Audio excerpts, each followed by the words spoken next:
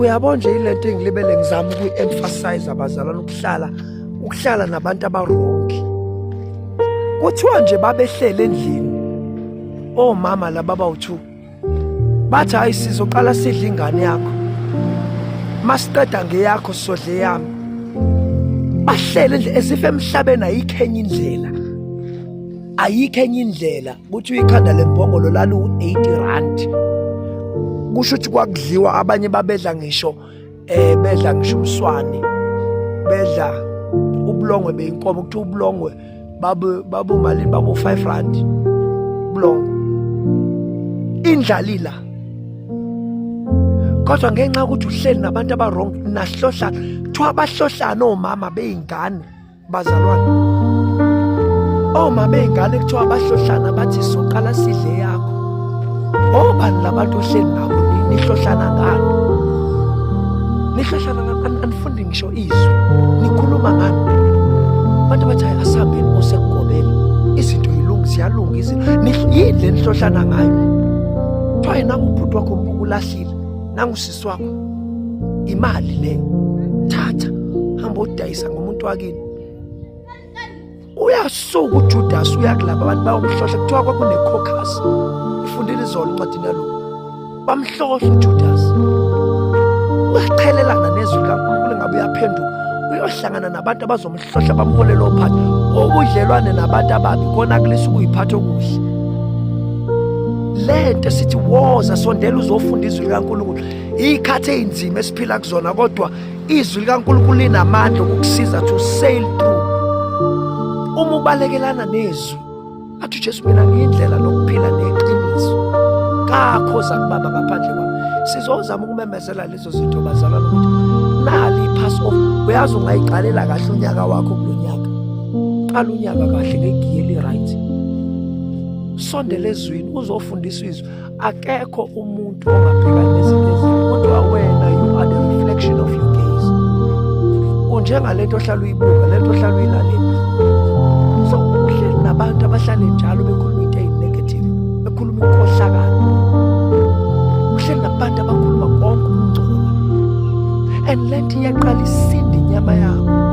Umphefumulo wakho ulambele izwi, indlala yezwi. Kuthiwa kwakune-famine, hlangana omama, hlangana bahlalisana phansi. Athi sizoqala sidle yakho, senze umxhabhiso ngengane yakho. Hayi wena uyindaba ungena-boyfriend, ungena-girlfriend, kuphi? Hamba ngiyoyihlambalaza lapha. Hayi bo nawe kufuneka uthole iblessa. Kuphi Nkosi yami? Kuphi? Ngiyothela umanga ehlaza umanje obebukelwa phansi.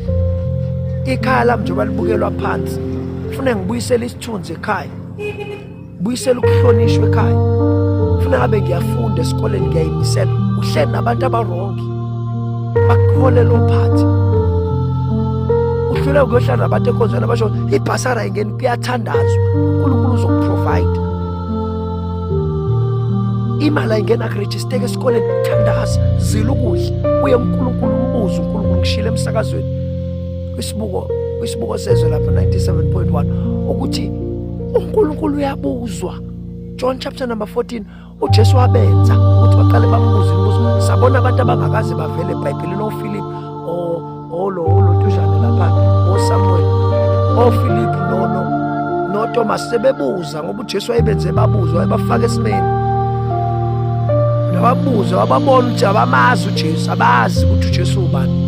Kodwa Jesu kuhle lokho ukuthi washo ukuthi ngiyahamba manje ekhaya likababa kunezindlu ey'ningi, uthi mina ngiyindlela neqiniso. Uthi inhliziyweni mayingakhathazeki, bamanifesta ukuthi abazi. Uyabuzwa uNkulunkulu ngezimo zempilo, uyahlalwa naye phansi.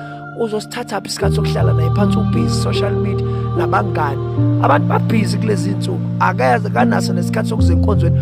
Uze kubantu abalifundayo iBhayibheli abazokwambulela, baprofethi, bakuthandazisa ukuthi le yiprofethi oprofethwe zona ifezeke empilweni yakho, izinto ezinhle. Ube ne-guidance ukuthi uNkulunkulu uthini ngempilo yakho. Kanjani uhleli nalabantu abangamfuni uNkulunkulu, abangakhona, abangayindawo, abangafuni ukuya ndawo. uyilento abantu abahlala nawe abayiyo. You are the reflection of your gaze. Uyilento oyibuka njalo, uyilento oyilalele njalo, uyilento ohlala uyibuka. Ubuso bakho buveza lento ohlala uyibuka, lento ohlala uyizwa, lento ohlala uyilalele. Labantu ohlala ubalale, nihlale lapha nihlohlane ngaphansi kwesihlahla lapha, hle lapha ekhoneni nibhema nalento le enemqala eminingi, yabhema. Hayi ayikho, kufuneka udelele ekhaya. Khaya funeka phela funeka ubuye uhline nje mawungena ekhaya. Xa lengane ifundiswa uba lezinto, hle nabantu abarong. Xa uthi izinto ayisalungi, uso desperate, ungena yonke indawo. Banye babodwa, abanye umunye abuye la esenezinto eziningi ezinkulu, eseqhakaza, esegqoka kahle, esenayo yonke. Kanti behind the scenes khona izinto, ama-agreements, ama-covenant, ama-cults angene kuwona. Buye la jajuliswa ukuthi uyahlonishwa, uyathotshelwa, kanti kunezinto azenza behind the scenes. Desperate decisions. Yes, these are troubling times. Ikhathe inzima kodwa uhleliphi? Oba labo hleli nabo bathini kuwena? Uthini wena kubona? Manikhulumani. Bengizobuza leyo mbuzo ukuthi bazalana ke sisondele ezweni likaNkulunkulu. uNkulunkulu khona, uyaphila, uyathandazwa. Kuyathandazwa. Umcela uNkulunkulu ukuthi uNkulunkulu cela ukukhumbula impilo yami, cela ukukhumbula umndeni wami.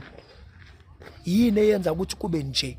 Yini eyenza ukuthi isimo sami siloke sanje? Ngingenze njani ukulungisa lesimo? Ukhona uNkulunkulu onazo impendulo, uzokuphendula. Uzokutshena nje ukuthi uma kunje enza kanje. Uzokutshena. Uyatshenana, uyakunikeza i-answer, isixazululo uyakunika. uNkulunkulu uthembekile kusho njalo. Buka mina. Mina ngibuza yena.